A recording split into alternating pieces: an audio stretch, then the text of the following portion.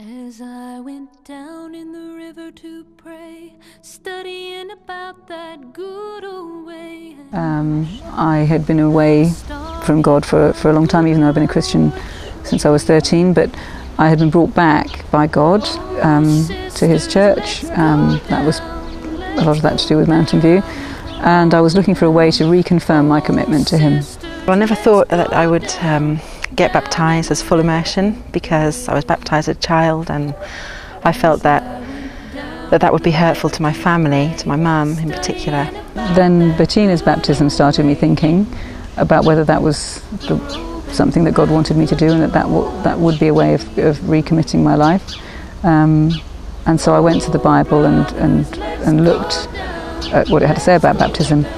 And I found, surprisingly, that baptism is a very important part of the Christian life, that Jesus did it himself, that he commanded his disciples to go and baptize all nations, and that Peter, again, said to people who were cut to the heart and wanted to show a way of committing their lives to God, he said that they had to be baptized.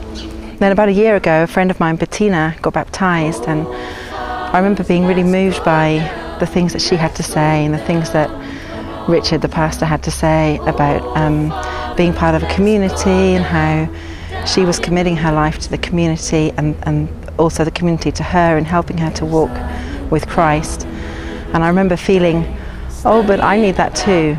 I had a dream, and it wasn't like my usual dreams. It just came straight into my head, and I was at the top of a cliff, a very, very tall cliff on quite a narrow ledge. I was there with a friend, actually, and I looked over the edge, and it was a long way down to the bottom, and I was scared. And then I looked again, and the water at the bottom, the sea I suppose it was, had come up right to almost to the level of the cliff edge. And I looked over the edge again, and I thought, well, now that's safe. Now I could just jump in if I wanted, because it would be perfectly safe. The next day I was talking to my friend Sarah, and we were talking about somebody else's, I think it was vision or something. And I suddenly thought, wow, hey, maybe that dream wasn't just a dream, maybe it was for me. Maybe it was about baptism. And I asked Sarah, and she agreed. She said, yes, I think it was. Well, this summer I was on the beach in England with two of my friends, and it was a perfect day, and I love to paddle by the water's edge. And as I was paddling, I heard a sentence in my head, and it said, look, I'm washing your feet. So I felt that that was from God, and that he was calling me to wash other people's feet if he could wash mine.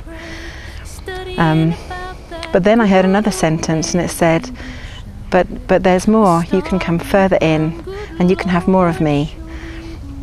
So I really felt that was a call from God, a clear call to get baptized. I was quite nervous about giving my mum the news that I was going to get baptized again.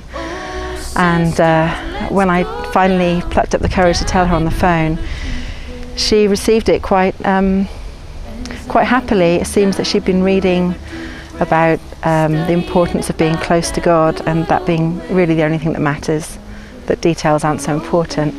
And well, she changed her complete outlook on adult baptism. So I'm very thankful for that. The next thing I had to decide was where to be baptised, and I just did not see myself in a swimming pool. I had the idea it just came into my mind of being baptised in the Rio Manzanares in La Pedriza, but I was worried that wouldn't be allowed. And it so happened that just the day after I'd had that thought, I found myself driving past La Pedriza by myself with nothing to do, so I thought I'll go in and have a look. And the very first thing I saw as I walked over the bridge was a Spanish church having an open-air service by the river. So that was that obstacle removed. So I've been shown very plainly that was not a problem. So I carried on walking up the river until I just found I was shown the most beautiful place to do it, and I thought, right, that's where it's going to be. Well, on the weeks running up to the baptism, I was feeling a little fearful and irritable. I didn't feel like getting baptized, even though I wanted still to do it because I wanted to obey God's instruction to me.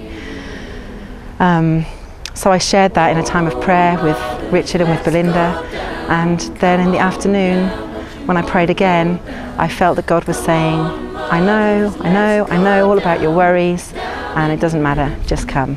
On the way there, it started to pour with rain, and I couldn't understand what God's plan was in all that. It was pouring torrents, and I thought, well, why is this happening? Am I not meant to be baptised? Is it all a mistake?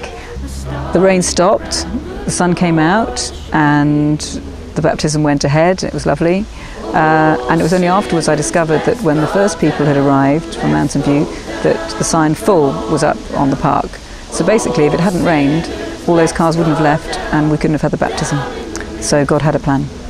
Well, not long ago, my husband's father was diagnosed with more cancer, and so I felt that it wasn't the right time maybe to break the news to my husband that I wanted to get baptised.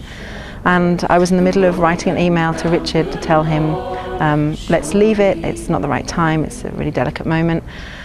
And I remembered the guy in the Gospels who says to Jesus, I want to follow you, but first let me go and bury my dad.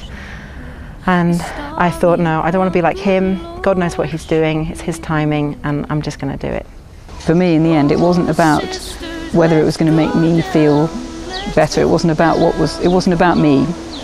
It was about trying to please God, because that is what he had asked me to do. And Jesus had said, Jesus says, if you love me, you'll obey my commands. And so in the end, that's what I was doing. I was obeying his commands to please him. Well, the day of the baptism itself was very exciting, and it was wonderful to be surrounded by so many people that I love and care about. And now I'm just expectant and excited to see where God is going to take me from here. Belinda, I baptize you in the name of the Father, and of the Son, and of the Holy Spirit. Amen. 3, go!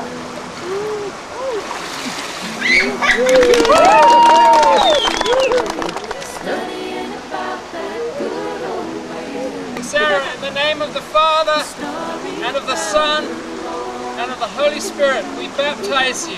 Amen. 2, 3, and go!